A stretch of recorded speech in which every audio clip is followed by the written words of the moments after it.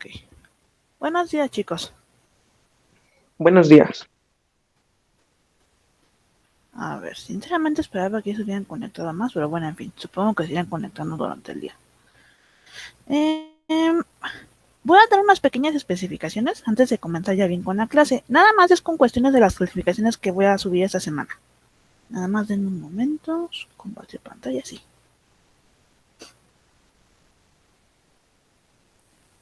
Vamos bien. Ok.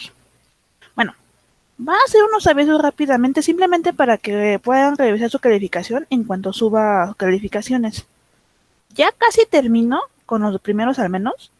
Entonces, a más tardar mañana ya le estaré subiendo calificaciones a la plataforma en Classroom. ¿Cómo van a leer su calificación para que, digamos, no se confundan al momento de checarla? Les voy a enseñar una lista de otro grupo, porque con el suyo todavía no termino. Un momento. Ok. Va a ser de la siguiente manera, para que no se saquen tanto, digamos, de onda. Normalmente ustedes van a encontrar las listas en Excel de esta forma. No les voy a subir la captura de imagen, no como tal el formato de Excel. Pero ¿cómo se evalúa este parcial? Si se acuerdan, yo les dije que cada, digamos, tarea o actividad tenía su propio puntaje, es decir, si era una actividad como tal, si era una actividad de Construyete, si era el examen, si era el producto o si era la asistencia. ¿Cómo se evaluó como tal? La asistencia por default la tienen todos porque independientemente de, digamos, si tomas asistencia o no, yo lo considero en cuanto me entregan trabajos. Ahora, digamos, default todo el mundo tiene ese punto de la asistencia, que es básicamente 22 asistencias en este parcial equivalía a un punto. Aquí está. Entonces, ¿cómo está dividida esa tabla? Primero viene el rubro que esté evaluando, en este caso es asistencia. Después viene cuánto vale, que es 1. El siguiente rubro que se evaluó fueron las tareas o actividades propiamente. En este parcial fueron un total de 4 tareas. Entonces fue tarea 1, tarea 2, tarea 3 y tarea 4. Esas 4 tareas que dejé, las cuales fueron primero, primero el desglose de argumentos, que era la primera tarea. Después fue los escenarios de argumentación. Después fue los 10 ejercicios que les dejé que tenían que hacer juicios. Y finalmente el cuadro que les dejé hace una semana. Esas 4 contaban 3 puntos. Es decir, la suma de lo que hayan sacado en las tareas, que es en total 40, porque teóricamente cada una vale 10 puntos, les tiene que dar 3 puntos en total. Entonces la tabla está dividida así. Tarea 1, 2, 3, 4, total de puntos, es decir, lo que se sumaron en total, todo lo que obtuvieron, y el promedio que obtuvieron, es decir, este alumno de aquí que es Allende, tiene 38 puntos en total. Y esos 40 disponibles quedan totalmente, él obtiene 38, por lo tanto su porcentaje es de 2.83. Digo, 85. Ok, segundo rubro que se evaluó. Vamos al tercero. El tercero fue el examen del parcial. Es decir, lo que obtengan en el examen se hace un porcentaje y tiene un total de ganar en el examen de 2 puntos. Entonces, este alumno saca 8.5 en el examen y vale 2 puntos el examen. Obtiene 1.7 de los dos disponibles. Luego viene el producto. En el producto fue muy difícil que los bajara de 10, a menos que de plano viera que de plano no escribieron casi nada. Y ahí sí fue un asunto, digamos, de sienten cómo evalué. Pero normalmente vale 3 puntos, lo que significa que si alguien por alguna razón no me entregó producto, bajó mucho su calificación, porque vale 3 puntos este producto. Solamente uno que no me entregara, digamos, el producto, baja a 3 puntos su calificación. Es decir, que de un 10 que pudo haber sacado, se baja a un 7 máximo que puede sacar en la materia. Entonces ahora sí que si no lo entregaron, se afectaron solos. Y finalmente las actividades de Construyete. El día de ayer yo les publiqué algo y eso fue que las actividades de Construyete no se iban a evaluar igual, digamos, que las otras actividades. ¿En qué sentido? Sí las leí, sí chequé cada una de ellas, pero como tal no tienen una evaluación, digamos, como tal como las actividades, sino es una situación aparte, porque se toman como entrega o no entrega. ¿Cómo considero que son entregas? Cuando realmente veo que las contestaron y que realmente están bien hechas. Si están bien hechas, se considera que entregaron. Si yo veo que nada más como que medio le pusieron ahí algo y ni siquiera está bien hecho, no les considero la actividad. Y bueno, en el caso de que sí, se las anoto en lista. Si se las devolví nada más así sin ningún comentario al respecto, es porque está bien, no se preocupen. Porque ayer me preguntaban, maestra, es que me devolvió la actividad y ni siquiera está calificada. O sea, digamos, no está calificada en el sistema, pero sí está evaluada en la lista, no se preocupen. Si no les puse ningún comentario, es porque está bien. Y bueno, finalmente, la suma de estas columnas que están como en naranja, les va a dar su promedio de este parcial. Entonces, regresando al chico, en este caso que es Allende, él obtiene un total de 9.05, lo que significa que su promedio en este parcial es de 9. Ahora, en el caso de ustedes que son del H y también los del G, les comenté que a ustedes también les iba a considerar los trabajos del primer parcial porque a final de cuentas trabajaron. Esos trabajos se van a considerar como extras, van a estar ubicados aquí. ¿Qué quiere decir? Los que estén pintados en este número de aquí, de su número de lista, con algún color, en este caso los voy a poner como una especie de azul pero brillante, que sería como este, supongamos, como este color, significa que ustedes me entregaron actividades del primer parcial. Por lo tanto, se las estoy considerando y se les va a asumir como extra en sus actividades y van a subir su promedio. Esto simplemente va a aplicar para primero G y primero H porque ellos no han sido evaluados para el primer parcial. Por eso es que estoy haciendo esto. Para primero E y primero F, pues van a ser calificados de manera normal. Y bueno, eso es con respecto a cómo se sumaron sus calificaciones. Ahora, otra cuestión que tengo aquí. Tengo alumnos que están o puestos en verde o puestos en morado. ¿Cómo funciona en este punto? Los que están en verde significa que no alcanzaron un promedio mínimo para poder ser evaluados. Es decir, prácticamente este parcial están reprobados porque o no me entregaron suficientes trabajos o no me entregaron nada. En ambos casos están en verde y significa que no van a ser evaluados este parcial. Es decir, prácticamente se podría decir que reprobaron, pero no van a tener evaluación en la boleta del segundo y del primer parcial. Lo que sí van a tener es todavía un chance de tratar de pasar en el tercer parcial, pero ellos se les dejará un trabajo extra. Lo hablaré en su debido momento. Y los alumnos que están en un color lila son aquellos alumnos que obtuvieron una calificación mínima donde se les está dando un chance de sacar el 6. Es decir, si tú como alumno no me entregases todas las actividades, pero tuvieses un mínimo de 3.5, se te está apoyando este parcial con el 6 para no reprobar la materia. Pero eso significa que para el tercer parcial te voy a exigir más. Entonces digamos que es como algo en contra para ellos, porque se van a tener que esforzar en el tercer parcial. Y pues los que no están marcados de ningún color, o sea que simplemente están en blanco más que sus columnas de color en específico, son alumnos normales que simplemente acreditan la materia.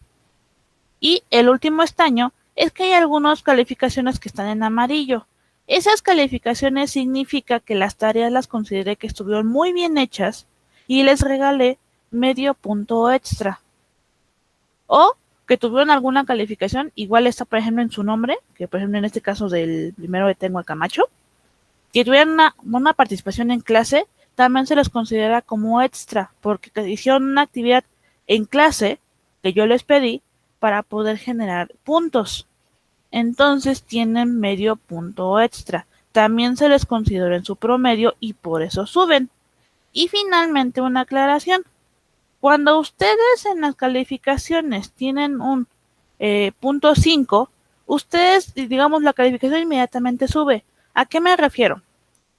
Supongamos, aquí tenemos a Celis. Celis tuvo 9.525 algo.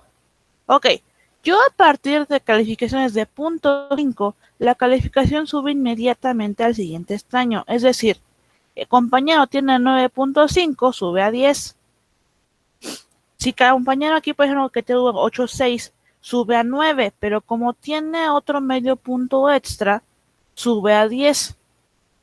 Esto lo aclaro porque luego se sacan mucho de onda que porque subieron tanto, si no tenían, digamos, tanta calificación. Eso es debido a ello, ya sea por los puntos 5 que les ayudan o más, o porque tengan alguna calificación extra como esos que tienen en amarillo.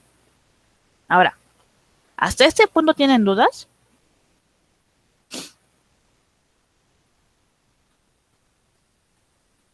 En el caso de Aile, yo les comentaba a tus compañeros que lo que estaba haciendo es que les iba a duplicar la calificación. Es decir, como ustedes no entraron, digamos, porque de hecho la mayoría no entró, digamos, bien en el primer parcial, sino entraron propiamente ya en el segundo, les iba a duplicar la calificación tanto del segundo parcial como del primero. Es decir, lo que obtengan en el segundo parcial lo van a tener en el primer parcial. Entonces supongamos que, no sé, se me ocurre ahorita, sacaste un 8. Ok, ese 8 va a ir también para el primer parcial. Por eso es que voy a evaluar ambos parciales. Si por alguna razón no me entregaron trabajos, ahí sí preocúpate, porque entonces ahora sí no voy a tener cómo evaluarte y se va a se va a seguir quedando en blanco. Pero si ya me entregas esas actividades, yo espero el día de hoy terminar ya de evaluar a su grupo para poder terminar de poner calificaciones y lo que obtengan al final, que es donde ya les tengo el promedio final del acta, esa calificación se va a duplicar en primer y segundo parcial. No, todavía no he hecho calificaciones porque no he terminado con ustedes. Una disculpa porque no he terminado. Yo espero que más tarde hoy termine para que mañana les suba calificaciones al Classroom. Ahorita lo que les estoy mostrando es cómo van a leer sus calificaciones. Recuerden que los que están en verde no tienen calificación por falta de actividades o porque reprobaron. Y los que están en lila sí pasaron la materia,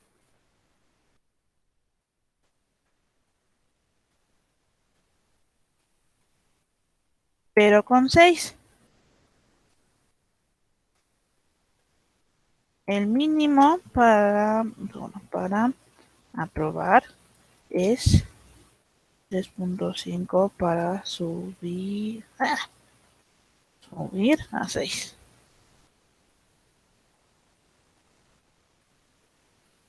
¿Eh? Si te faltó una actividad, no creo que te afecte tanto siempre y cuando haya sido de las tareas o de los construyete. Pero si te llegó a faltar, por ejemplo, examen o producto, ahí sí preocúpate, porque a lo mejor no repruebas, pero el producto y el examen, digamos, te van a afectar un poco más, porque, digamos, valen más puntos. ¿A qué me refiero? No es lo mismo. En las tareas, por ejemplo, valen 3 puntos, pero esos 3 puntos están divididos en 4 tareas. Entonces, supongamos que a ti se te ocurrió entregar nada más 3 tareas de esas 4. Y a lo mejor tuviste un 10, tuviste un 7 y tuviste otro 9. Entonces, no sé, 10 y 9, 19, 16. Tuviste 16 puntos.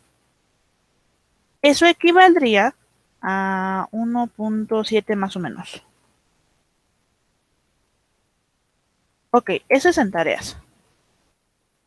Y a lo mejor, no sé, en el examen sacaste que otra creo que el promedio vi que fue 3.5. Eso me decepciona un poco, pero bueno, en fin. 3.5 equivale a, no te les digo, 0.7.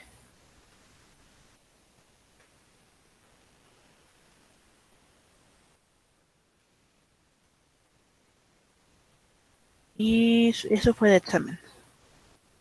Y a lo mejor en el producto sí lo entregaron y lo hicieron bien, entonces el producto sacan 10, eso equivale a 3.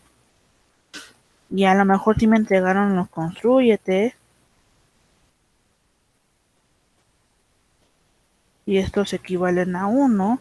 Y en asistencias también tienen 1. A ver, entonces supongamos que ya sumando todo eso tienes 3, 4, 5, 5, 7, 6, 4, 7, 4. Tienes 7, 4, eso equivale a un promedio de 7. Ok, pero ese es en el caso de que no hayas entregado alguna tarea y que te fuera muy mal en el examen. Pero si a ti, por ejemplo, te va mal en el examen y aparte no entregaste el producto en lugar de una de las actividades, ahí sí preocúpate un poco más porque seguramente tu promedio va a bajar bastante. Entonces yo les aclaro de una vez, si a ustedes les llega a faltar alguna tarea, digamos como tal, yo no les voy a reclamar nada, porque al final de cuentas esa decisión queda en ustedes.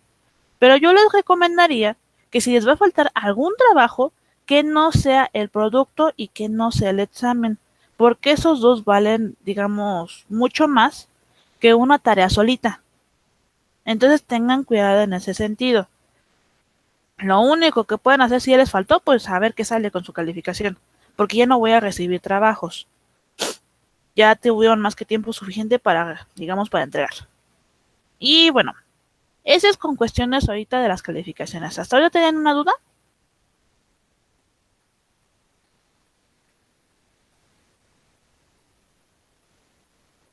Ok, bueno. Entonces, el día de mañana más tardar ya les subo calificaciones. Entonces, para que se estén al pendiente. Esto lo hago también con una finalidad. Yo ya estaré asentando en actas ya propiamente las calificaciones. Eso quiere decir que si el día de mañana ustedes tienen alguna duda con alguno de sus promedios, es decir, que no les cheque el promedio o algo así, para que me manden mensaje por WhatsApp de favor, para que yo lo vea más rápido, eh, para estar checando en qué, digamos, les afectó en el caso de que no lo hayan entendido, o a lo mejor alguna aclaración de alguna tarea que sí me hayan entregado, pero que yo no haya visto.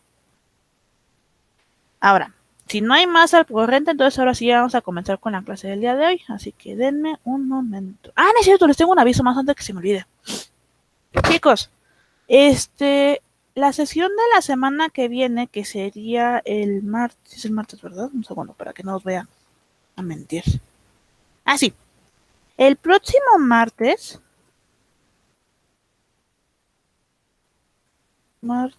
24,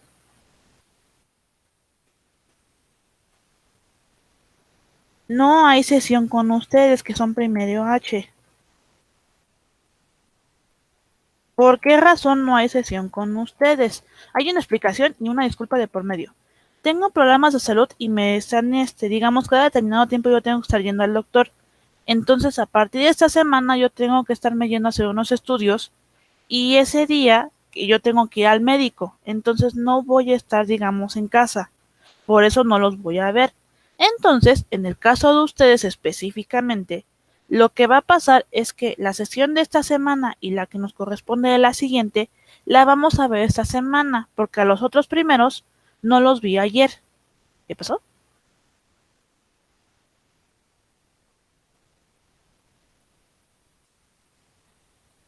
Ah, no te preocupes, en el caso de ti, Aile, normalmente yo leo los productos antes, ¿sabes? No, digamos, no nada más los veo así como de rápido, los veo. Entonces me doy cuenta cuando se copiaron o no. Cuando llega a ver esa clase de situaciones, yo lo, digamos, resuelvo en su momento. En el punto de que el que entregó primero tiene mayor calificación y el que sigue ya yo ahí veré qué hago. Dependiendo de qué tan, ¿cómo decirlo? Tan similares hayan sido. Pero no te apures, normalmente yo me fijo en las fechas de entrega. Y también cuando hay cosas iguales, ahí también yo voy a, yo mando mensajes para ver qué pasó. Ahora, regresando con el aviso ya para terminar simplemente. Entonces el martes que viene no los voy a ver para que no se vayan a conectar. Los vería el viernes. Nada más ese día que es 24 no los veo por una cuestión, digamos, de que tengo que estar en el doctor. Pero sí los veo la siguiente clase. Para que no se me vayan a sacar mucho de onda de que maestra no se conecta, pues porque no voy a estar ese día. Y bueno, eso es todo con respecto a los avisos. Entonces, vamos a comenzar ahora sí con el tema, los primeros temas del tercer parcial. En este tercer parcial, vamos a revisar tres grandes temas, entre comillas grandes, porque realmente son muy pequeños, pero van a ir más encaminados ahora sí a la aplicación de la argumentación, pero digamos ya no tan de manera, ¿cómo decirlo? De manera analítica, ¿saben? Porque en el primer parcial lo que veíamos era cómo yo como, digamos, persona voy a hacer argumentos y cómo los voy a identificar, pero digamos de manera en mi vida cotidiana. Después, en el segundo parcial, que fue donde más, digamos, más énfasis yo le puse, fue en la forma en que yo voy a evaluar los argumentos, es decir, Yo voy a analizar un argumento, yo voy a determinar si ese argumento es válido, si es inválido, qué tipo de argumento es, qué tipo de oraciones contiene, si me sirve, si no me sirve, qué tipo de contexto tiene, si lo puedo utilizar en determinado lugar, si, por ejemplo, ese argumento es verdadero, es falso. Y yo, por ejemplo, les decía en el segundo parcial que cuando yo tenía un argumento verdadero, o yo no sabía, digamos, la naturaleza de ese argumento y yo lo tomaba como verdadero, en ese momento en específico no me importaba porque yo no conozco del tema, entonces fácilmente lo puedo obviar. Pero aquí hay un detalle. Eso era cuando nosotros no sabíamos todavía cómo identificar argumentos falsos. Ahora bien, en este parcial vamos a ver ahora sí propiamente cómo se identifica un argumento falso, es decir, una mentira. Porque de repente unos me dirán, maestra, pero es que es muy fácil identificar cuando algo es una mentira. Pues no del todo, porque va a haber ocasiones cuando vamos a tener argumentos que aparentemente van a parecer verdad cuando no sabes del tema, pero que luego te das cuenta que están cometiendo ciertos errores que lo convierten en una mentira. Entonces, en ese tema vamos a ver eso. Cómo se genera un argumento, cómo vamos a generar una verdad como tal y cómo vamos a generar una mentira y cómo identificarla. Entonces, la cuestión aquí es que el tema va a arrancar con la argumentación como práctica de valores. Y vamos a ver la evaluación del argumento y los errores en la argumentación, es decir, las falacias. Ahora bien, si se acuerdan, en clases pasadas ya habíamos hablado de esto, y nosotros decíamos que cuando vamos a evaluar un argumento, no solamente lo íbamos a evaluar con respecto a su estructura, es decir, teníamos que ver si el contexto en el que lo estamos usando es, digamos, correcto o es plausible. Es decir, supongamos que yo estoy hablando de, no sé, bueno, ahorita que está muy famoso lo de las elecciones de Estados Unidos, con Barack Obama, el presidente ahorita que está, creo que ganó electo, que es Biden, uno así que se llama este hombre. Pero bueno, el punto de lo que nos interesa aquí es que estamos hablando de las elecciones presidenciales de Estados Unidos. Y pues yo estoy hablando sobre eso y de repente yo salgo con el siguiente comentario. ¿Ya vieron que Trump es un narcisista? A ver, a lo mejor yo tengo razón, que ese comentario sí venga al caso con respecto a específicamente ese personaje que es Trump. Pero aquí viene la situación. Se supone que si yo estoy hablando de un tema, yo no puedo salirme de ese tema. Es decir, si estoy hablando de las elecciones presidenciales, me tengo que quedar en ese ámbito. No me puedo salir con algo extra porque no viene al caso. Entonces el punto aquí es eso. Si estoy hablando de elecciones presidenciales, me tengo que quedar en esa área. Este comentario de Trump es un narcisista no aplica en ese momento en específico porque estoy hablando en este caso de un tema más serio. A lo mejor quedará si estuviera hablando específicamente de la persona, digamos, en específico, es decir, de Donald Trump. Pero como en este caso no estábamos hablando de Donald Trump como tal, sino de las elecciones presidenciales, entonces no aplica. Por tanto, es digamos en este caso, un comentario fuera de contexto. Y por eso tenemos que ser muy cuidadosos cuando hablamos de algún tema. Si estamos hablando de un tema, nos tenemos que quedar ahí. Y otra cosa, por valores éticos y valores morales, nosotros también tenemos que checar qué repercusiones emocionales y éticas hay en él. Es decir, yo tengo que ser muy cuidadoso cuando yo hablo de ciertos temas.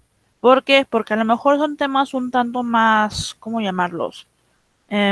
Complejos, pero complejos en el sentido de que pueden ofender a alguien. Y entonces yo tengo que ser muy cuidadoso en qué clase de comentarios aplico en ese momento o bajo qué circunstancias. Ejemplo, en muchas ocasiones pasa, digamos, cuando hay discusiones del aborto, que de repente sale mucho esta idea clasicista de que la mujer, si tiene derechos, pues el hombre también los tiene que tener. Y entonces es la obligación de la mujer parir a hijos y la manga. Ok, pero de repente esa clase de comentarios pueden oírse muy misóginos y muy machistas. Y entonces la mujer se va a sentir amenazada y ahí va a salir una vena feminista. Ahora, No estoy criticando, pero ¿a qué voy? A que obviamente se va a sentir ofendida y va a reclamar y está en todo su derecho y entonces vamos a meternos en problemas más serios. Por eso es que justo tenemos que ser cuidadosos al momento de argumentar. Es decir, si estoy tocando un tema, no me puedo salir de ahí y también tengo que ser respetuoso y cuidadoso con lo que digo para no ofender a las personas. Si no, pues, ¿qué les cuento? Se van a meter en problemas muy fuertes, vamos a ponerlo así. Ahora, si se acuerdan, también habíamos checado que tenemos que ser entonces cuidadosos para ver si un argumento es válido con respecto a la estructura, con respecto al contenido y con respecto al contexto.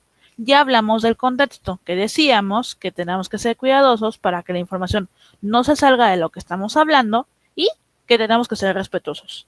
Pero de la misma manera tenemos que ver que la estructura sea válida, es decir, que tenga suficiente información para poder aceptar ese argumento. Y finalmente tenemos que ver el contenido. Es decir, si yo sé del tema, pues obviamente que sea verdadero. Pero si no, que al menos sea verosímil. Es decir, que sea información que sea creíble para que yo pueda convencer a las demás personas que a lo mejor no conocen del tema y lo puedan creer. Y entonces en ese momento tengo un argumento válido y verosímil. Pero aquí hay un problema. Y es donde vamos a entrar justamente en el tercer parcial. Es verdad que cuando yo formulo un argumento que es verosímil, puedo convencer a muchas personas de que lo que digo es correcto porque a lo mejor no conocen del tema. Pero, ¿qué pasa cuando las personas sí se dan cuenta que no es un argumento, digamos, verdadero como tal, porque no tengo información real, porque a lo mejor algo ahí no cuadra? En ese momento yo voy a entrar en lo que conocemos como un error de argumentación, conocido también como una falacia. Vamos a hablar un poco más de esto en un ratito más. Ahora bien, cuando ya sé cómo se clasifica un argumento en sentido de cómo yo lo voy a evaluar, ya hablamos también de que se va a generar un juicio y ese juicio me va a generar enunciados positivos y negativos, que me va a generar universales y particulares, yo voy a generar argumentos válidos o inválidos, ya que vimos toda esta parte y ya que vimos el contexto, ya que vimos la información y ya que vimos el contenido y el respeto de por medio, ya que vimos toda esta parte, entonces ya vamos a entrar con los fines de la argumentación, que de nueva cuenta ya habíamos visto esta parte, solamente que ahora lo vamos a dirigir a cuestiones ahora sí muy específicas. Y entonces vamos a tener que los criterios para la evaluación de los argumentos, es decir, sus funciones específicas de la argumentación, van a ser 8. Demostrar un punto en una discusión o debate. Ganar un debate. Es decir, ya estoy demostrando mi punto y además voy a ganar el debate porque yo tengo razón. O yo te gané porque tengo un buen argumento. Aquí sí queda la frase que les dije desde el principio. El que gana un debate no es el que tiene razón, es el que tiene mejores argumentos. Y ahora bien, la siguiente función de la argumentación va a ser el convencer o persuadir a alguien. Va a ser justificar una creencia, probar la verdad de una afirmación. Es decir, si yo estoy diciendo un punto y yo lo quiero demostrar, lo voy a probar. Voy a explicar a otro lo que es difícil de comprender. En mi caso, yo estoy haciendo eso. Estoy explicando a ustedes, en este caso, la función de la argumentación para que lo puedan comprender y lo puedan aplicar. Ahora, también queda explicarnos a nosotros mismos algo. Es decir, ¿nunca les ha pasado que a lo mejor hay un tema que se les es complicado y obviamente se lo tienen que explicar ustedes solitos, ¿no? Porque pues en un libro no es como que esté al lado explicándoles a alguien. Entonces en ese momento nosotros también argumentamos para nosotros mismos, porque digo, híjoles, como que no lo entiendo, a ver, vamos a revisar otra vez el libro, ¿qué dice aquí? Y a lo mejor me pongo a leer, o a lo mejor en internet. Ah, mira, el libro dice eso, entonces yo creo que va a aplicar de esta manera. Y lo empezamos a desglosar. Esa es una explicación hacia nosotros mismos. Y finalmente, resolver problemas. Porque la argumentación en teoría también fue creada para ello, para resolver problemas. Ahora bien, eso es con respecto a la forma en cómo se va a aplicar la argumentación. Pero ahora bien, a mí como individuo, como persona, ¿cómo me va a afectar esto? Pues bien, En este punto vamos a checar entonces que ya que sé los fines de la argumentación y cómo me va a afectar, vamos a tener que revisar algo más. Normalmente, cuando tenemos un argumento, más bien, cuando tenemos una cosa que demostrar, una exposición, un trabajo, no sé, cualquier situación donde yo tenga que escribir o tenga que demostrar mi punto de vista, yo tengo de alguna manera que respetar ciertas reglas. ¿Cómo que ciertas reglas? Pues sí, porque no es como que agarrar y como una conversación normal con tu cuate, donde empiezas a contar ahí, no sé, la historia de tu vida, lo que pasó, lo que tú pensabas. No. En el caso formal de un debate, de un escenario de argumentación, de los cuales ya hablamos anteriormente, yo tengo que ser muy cuidadoso con respecto al contenido que yo estoy manejando, pero también con la calidad de la información que estoy dando, el modo en que le estoy dando y la relación. Es decir, yo voy a tener que seguir ciertas, vamos a ponerlo como reglas, para poder yo generar buenos argumentos y que además me sirvan para que no me vayan a refutar tan fácilmente. Es decir, que me vayan a decir que yo estoy equivocado. ¿Cómo se va a generar entonces?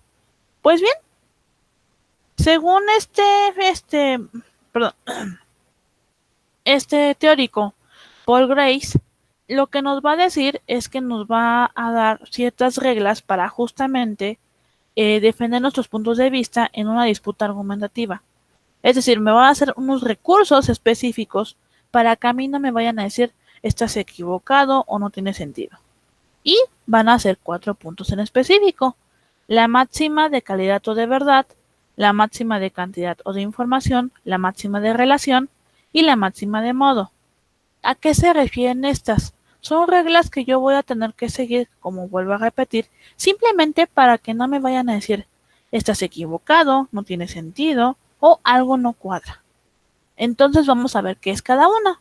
Primero, la máxima de calidad o de verdad. Aquí dice lo siguiente, haz que tu contribución sea verdadera. Es decir, que la información que generes sea verdad y por lo tanto no te la puedan refutar. Aquí nos da 2 escenarios. No digas nada que se considere falso. No digas nada de lo que no se pueda proporcionar evidencia. Es decir, supongamos que yo estoy hablando de la tala de árboles y a lo mejor yo voy a decir, el hombre es el mayor culpable de la deforestación y la tala que se está generando en la actualidad.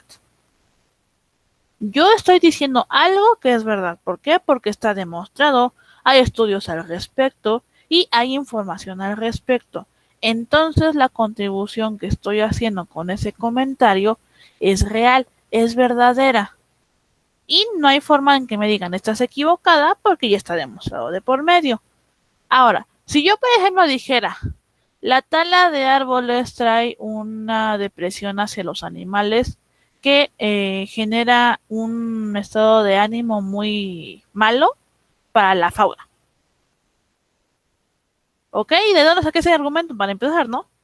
Segunda, no tengo forma de probarlo. Tal vez haya un estudio por ahí, ahora en ese momento lo ignoro, pero ¿a qué voy? Cuando yo hago un comentario, o en este caso un argumento, pero este argumento no está, digamos, basado en nada, y simplemente, digamos, me lo saqué de la manga. En este punto, entonces, yo tengo un argumento que es falso o que no tiene una cierta credibilidad. En este punto estoy yendo en contra de este primero, que es el máxima de calidad o de verdad, que me dice que yo tengo que lo que diga en un día de discusión tiene que ser real. Y como en este caso no tengo forma de de probarlo y tampoco tengo forma de asegurar que es verdadero, estoy yendo en contra de este principio y me van a decir fácilmente tú estás mal. Entonces tengo que ser muy consciente que todo lo que diga tiene que haber sido probado de alguna manera o tiene que tener una base para yo poder asegurarlo. Ahora, el segundo punto es la máxima de cantidad o de información. ¿Qué nos dice aquí? Proporciona toda la información que se necesita, pero no más. Esto es muy importante porque esto lo veo mucho incluso que pasa en las exposiciones. A ver, chicos, Cuando a ustedes les toca exponer un tema, es verdad que ustedes tienen que investigar de su tema para poder desarrollarlo y pues obviamente presentarlo en clase. Pero aquí hay un problema. Pasa muy seguido que a veces hay información que no es tan importante y aún así empiezan a dar, digamos, información de más. Entonces, ¿qué pasa, por ejemplo, en una exposición donde les toca, digamos, exponer? Y, por ejemplo, uno de los compañeros saca una hoja enorme con datos estadísticos y se comienza a leer la información. Obviamente va a perder a sus compañeros. Es más, probablemente me pierdan a mí. ¿Por qué? No es porque sea mala la información. El problema radica en lo siguiente. Si yo estoy hablando de un tema en específico y de repente se ponen a leer, obviamente me van a perder porque ya no estoy escuchando a la persona que está leyendo. Una cuestión aquí es, tengo que ser conciso con lo que voy a decir y arraigado al tema. Es decir, yo no puedo salir con un tema extra que no venga al caso. Ejemplo, supongamos que ahora estamos hablando de, no sé, el aborto, abortos ilegales.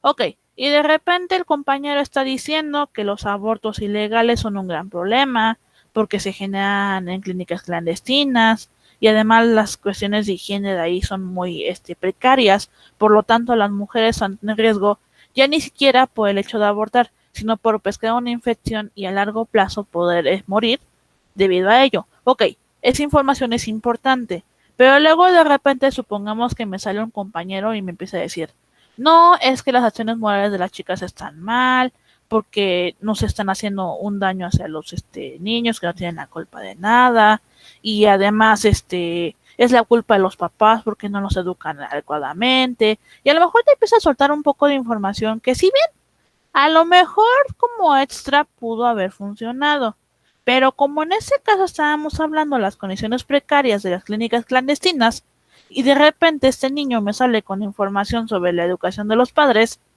como que no viene al caso, y no es información que sea necesaria en ese momento. Por lo tanto, estoy yendo en contra de este punto. Es decir, si yo hablo de cierta información, me voy a quedar ahí, y a lo mejor yo tengo algún dato curioso, pero algo corto, algo conciso. No tengo que saltarme demasiado para poder llegar al punto. Y entonces aquí tenemos dos escenarios. Tu contribución ha de ser tan informativa como sea requerido y tu contribución no ha de ser más informativa de lo requerido. Es decir, tengo que tener información suficiente, no más, no menos. Hay que ser muy cuidadosos y entonces solamente buscar la información que necesito, pero no dar información de más que no va a ser necesario. Pero obviamente tampoco voy a dar nada más un reglamento y así como que, pues sí, investigué esto y ya. No, voy a investigar, voy a ver qué me sirve de esa información, yo simplemente voy a ver qué me funciona y lo voy a explicar de una manera sencilla para que los demás me entiendan. Ahora, ese es en el punto 2. El punto 3 que dice, máxima de relación. Lo dicho debe ser pertinente, es decir, haz que tu contribución sea relevante. Ok, básicamente queda aquí. Si tú estás en una discusión de nueva cuenta, y estás hablando de determinado tema, o a lo mejor te vas a meter en cierta discusión, tu contribución tiene que ser relativa, es decir, que tenga sentido y que por lo menos sea importante tu contribución. Un ejemplo, hace poco estaba viendo, me parece que en Netflix, no recuerdo bien, un documental sobre un juicio que se hizo sobre un asesinato de por medio. Ahora, lo que nos interesa de ahí es que de repente la fiscalía, digamos, que es el Estado en contra del asesino, hacía contribuciones relevantes al caso del tipo. Es decir, se hizo una investigación de por medio y cuando llegaban a intervenir era porque tenían información relevante al caso del señor. Es decir, porque era culpable, bajo qué circunstancias, qué clase de actitudes le encontraron, qué clase de pruebas se encontraron en su contra. Es decir, yo voy a intervenir cuando sea necesario porque tengo información importante para ese momento que en este caso va a funcionar para condenar al acusado. Así es como debe de ser su contribución. Obviamente no solamente va a ser en el caso de los juicios, a lo mejor puede ser en una discusión simplemente, digamos, diaria. Supongamos que a lo mejor están diciendo que tienen ustedes como alumnos que decidir en qué se van a gastar el presupuesto de la escuela, y a lo mejor les ponen dos opciones. Vamos a reparar, no sé, se me ocurre la cafetería, o vamos a reparar los baños. Y había que dice, no, pues la cafetería, porque pues yo quiero un espacio más grande y a lo mejor quiero que esté más amplio, que haya mesas, y a lo mejor van a decir otros compañeros, oye, sí, pero es que los baños están muy feos, entonces a lo mejor vamos a necesitar que se reparen los baños. Pero van a dar ambas partes información y van a intervenir cuando sea necesario para poder dar sus puntos de vista, en este caso de por qué es más importante reparar o los baños o la cafetería. Pero justo siempre va en relación a que mi intervención siempre va a ser relevante, es decir, lo que voy a decir va a ser importante para aportar al tema. Y finalmente vamos a tener la máxima de modo. Sé perspicuo. Básicamente va a decir de la siguiente manera. Yo como individuo, al momento de establecer, digamos, una discusión, tengo que ser claro, tengo que ser breve, tengo que evitar ambigüedades y tengo que ser ordenado. Es decir, yo tengo que llevar de la mano ciertos temas, ¿ok? Voy a tocar estos temas, pero voy a hacer lo más claro posible, voy a hacer lo más breve posible, es decir, no me voy a extender demasiado cuando el tema no lo requiere, y voy a evitar además caer en situaciones que a lo mejor no apliquen en el tema. Es decir, que yo no esté generando información que no venga al caso, porque de nueva cuenta, ¿a mí de qué me sirve como persona dar información referente al tema, pero digamos extra, cuando no es necesario en el momento? Es decir, si yo estoy diciendo el proceso de, no sé, de fecundación, estoy hablando de la reproducción humana, estoy hablando del proceso de fecundación, y de repente, pues estoy explicando eso y simplemente estoy tratando de ser breve con respecto a ello, y de repente acabo de terminar el proceso de fecundación o estoy a la mitad, y de repente salgo con ese comentario. No, pues es que ya ven que, por ejemplo, en el libro del Kama Sutra, ciertas posiciones son más efectivas para la fecundación. Pues claro, ¿no? Porque pues estábamos hablando de un proceso de reproducción y de nada ya me salté a un texto literario erótico.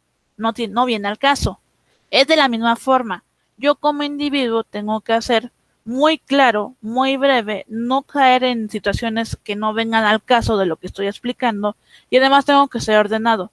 Es decir, si yo sé que cierto tema tengo que explicar una parte primero antes de ingresar a otra, pues bien, lo voy a hacer de esa manera. No lo voy a hacer al revés y luego ya me acordé que se me olvidó algo, entonces ya me tengo que regresar todo y volverlo a explicar. No, tengo que fijarme cómo va el tema para yo poderlo explicar. Ahora, ¿hasta este punto tienen duda al respecto? Sí. Ok. Entonces, eso es con respecto entonces a los argumentos, es decir, cómo yo voy a exponer ya de una manera más sencilla. Eso también aplica a trabajos teóricos, ¿saben? Porque de repente pasa mucho que me quieren mandar unas 3, 4 hojas, digamos, de información que no es necesaria. ¿Saben? Que realmente no tiene sentido que me manden.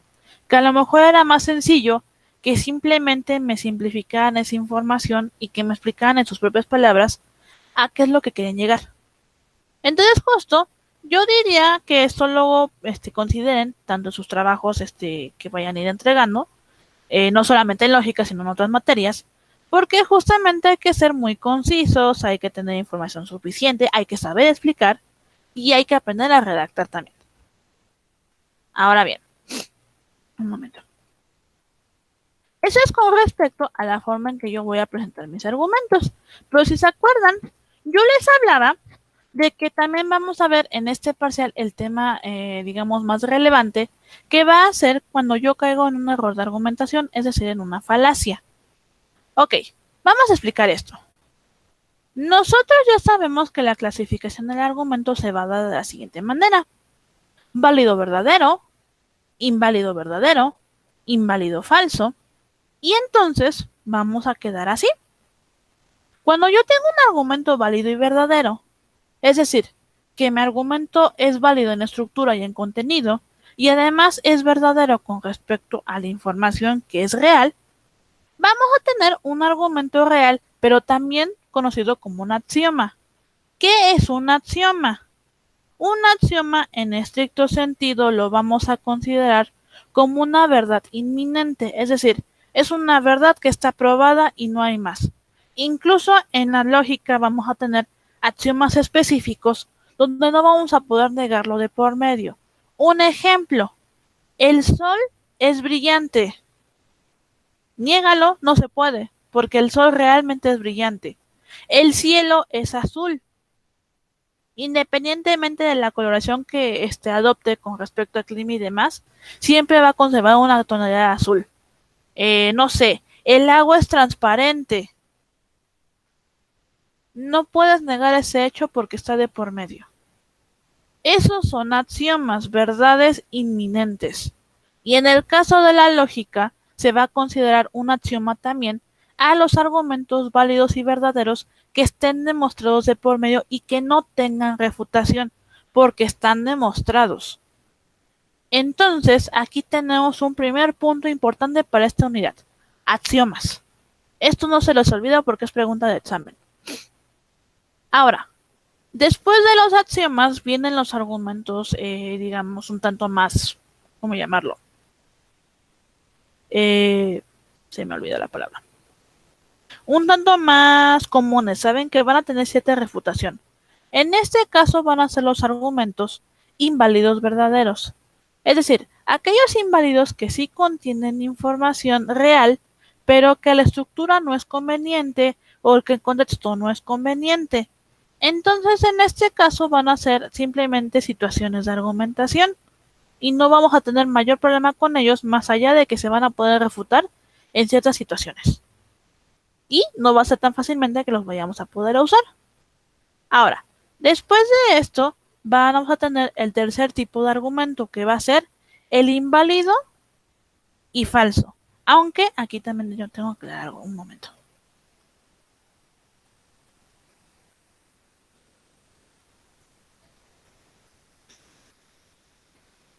Yo lo olvidé poner uno, disculpa. Ah, no, pues sí. Claro. Ah, válido. Diagonal, ya. Ok, ya. El tercer tipo de argumento va a ser de la siguiente manera. Este válido va a ser entre comillas, ¿saben? Porque aquí tenemos un detalle.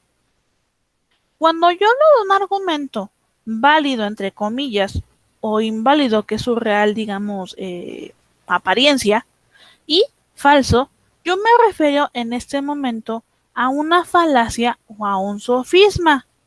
¿Qué es esto?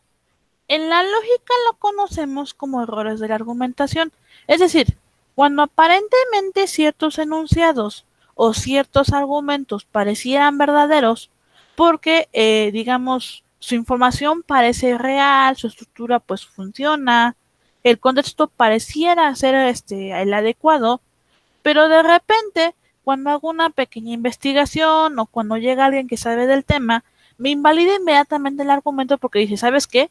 Eso no tiene sentido, porque el contenido no es real, porque el tipo de razonamiento no es correcto, porque la validez de ese argumento es cuestionable, porque el contexto no es aplicable en esa situación. En este momento, cuando yo invalido un argumento, también llegamos a lo que conocemos como una falacia o un sofisma. En ese sentido, como ya les había dicho, la falacia se va a considerar como un error de razonamiento. Es decir, cuando tenemos ciertas circunstancias donde no va a aplicar ese tipo de pensamiento o ese tipo de idea. Vamos a ser muy cuidadosos porque en este momento vamos a entrar en el terreno, ahora sí, de la verdad y de la mentira de una manera más estricta. Y lo vamos a aplicar de la siguiente manera. El axioma, como ya les había dicho, va a ser una verdad inminente. Es decir, van a ser cosas que están probadas y que son acertadas y que son reales y que no importa qué argumentos use, son verdades que no puedo cambiar porque están ahí. En cambio, la falacia, digamos, va a ser una pelea constante con el axioma, porque la falacia siempre va a querer hacer creer a las personas que es real. Y ese es un asunto bastante fuerte, porque entonces muchas personas se van a valer justamente de las falacias para poder, digamos, hacer creer a las personas que es real su información y que además tienen razón. De hecho, un asunto bastante crucial de estas situaciones radica en lo siguiente. La falacia siempre se va a querer de alguna manera disfrazar de un axioma. Es decir, la falacia te va a hacer creer que es real, que su contexto es real, que su estructura es real y además que es un axioma, es decir, que no lo vas a poder refutar, porque la falacia tiene esa función de por medio. En este punto es importante que lo sepamos y que seamos muy cuidadosos, porque cuando nosotros caemos en falacias y más adelante las queremos usar a nuestro favor, alguien si sabe del tema o si descubre el razonamiento que tiene algo que ver ahí que como que no funciona, te las va a refutar inmediatamente y tú te vas a meter en problemas ya sea porque das información falsa, porque el trabajo que estás haciendo está mal o simplemente porque no tiene sentido lo que estás diciendo. Entonces, en este punto hay que ser muy cuidadosos. ¿Por qué? Porque fácilmente somos propensos a caer en falacias. Ahora bien, en este parcial vamos a ver entonces justamente la situación de la siguiente manera. La falacia, que es lo que vamos a revisar en este tema, también va a ser conocida como sofisma. El sofisma o falacia va a ser un error en la argumentación, pero que va a ser convincente. Es decir, va a tener esa facultad de poder convencer a las personas. Y en este punto, ¿por qué se va a poder convencer a las personas? Pues bien, porque va a ser producido por la falta de implicación de las premisas y la conclusión. Es decir, bueno, supongamos que fue una falacia. Yo como falacia voy a tener el trabajo de tener que convencerte a ti como individuo para hacer creer que lo que yo estoy diciendo es correcto. Y yo te voy a convencer porque voy a apelar a ciertas circunstancias que veremos un poco más adelante sobre las emociones, sobre información popular, sobre información, digamos, de un maestro. O sea, yo me voy a apoyar en todo lo que pueda. Yo voy a hacer todo lo que esté en mis manos para convencerte a ti como individuo de que lo que yo digo es correcto, que es real y que soy una verdad, un axioma. Pero resulta que yo como falacia también tengo un problema. Y ese problema es que cuando a mí me descubren, se van a dar cuenta que yo voy a tener un fallo en mis premisas o en mi conclusión. Es decir, como que va a haber algo ahí que no cuadra. A lo mejor las premisas no son suficientes, a lo mejor la conclusión no tiene sentido, o a lo mejor hay fallas en las dos partes. Entonces, así es como a mí como falacia me van a descubrir. Y en ese punto entonces tenemos que en este caso, como a mí me van a descubrir, van a checar cómo yo me voy a, digamos, equivocar.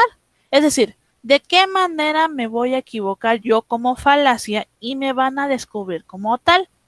En este punto entonces vamos a ver dos cuestiones. Las falacias que se equivocan en el uso del lenguaje y las falacias que se equivocan en el uso de la pertinencia.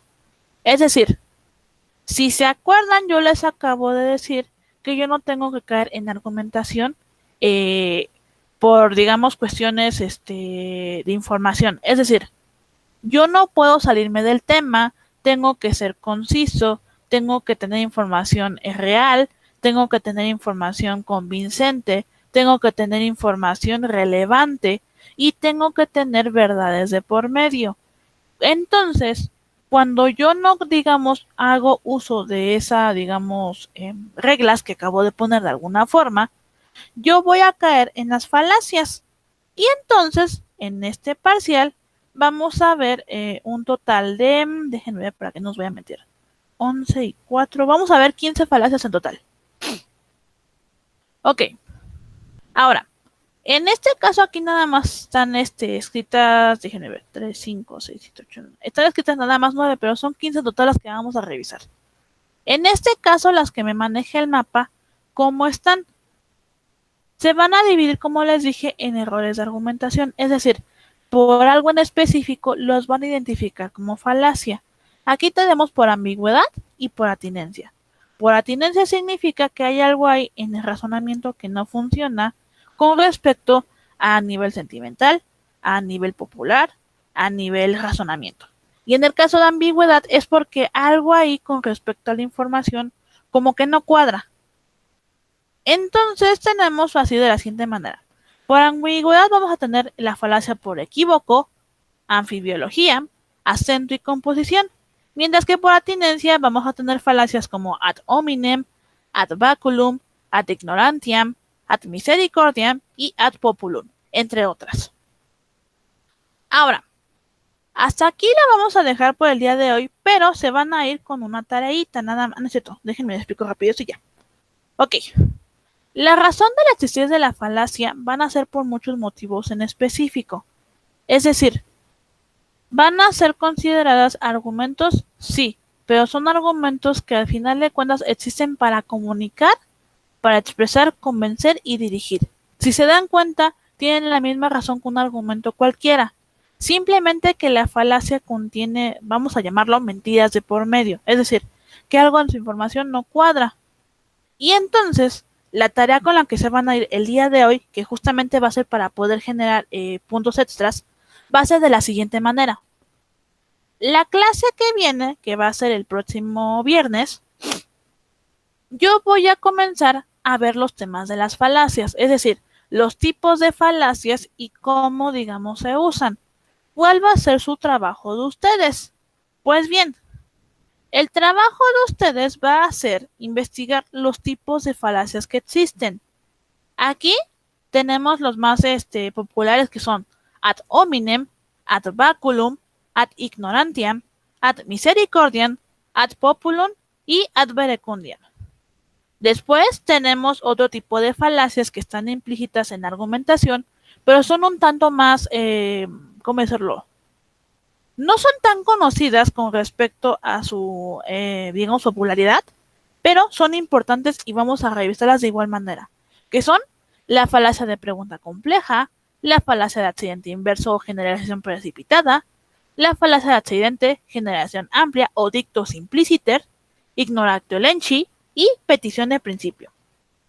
Su tarea de ustedes va a ser investigar las falacias porque el siguiente viernes vamos a revisar las falacias y antes de comenzar yo con la explicación de cada una, ustedes van a tener chance de poder participar en clase para intentar explicar esa falacia por su propia cuenta.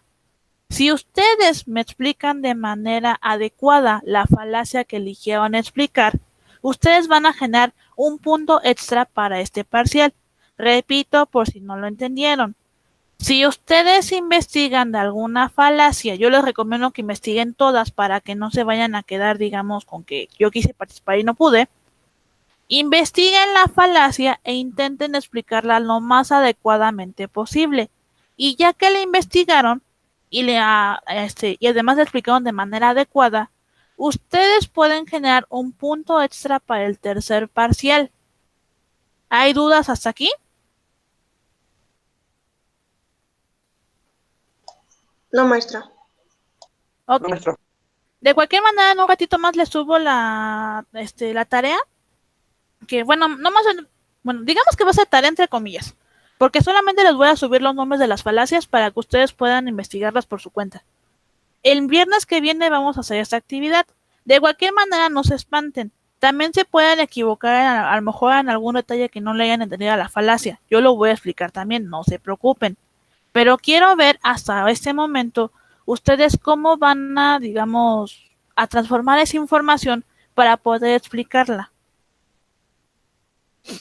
Ahora, si no tienen más dudas al respecto, entonces es todo por la clase del día de hoy. Los veo el próximo viernes. Aprovechen, vayan a desayunar, descansen y recuerden pues que tienen una investigación pendiente para el próximo viernes para generar un punto extra.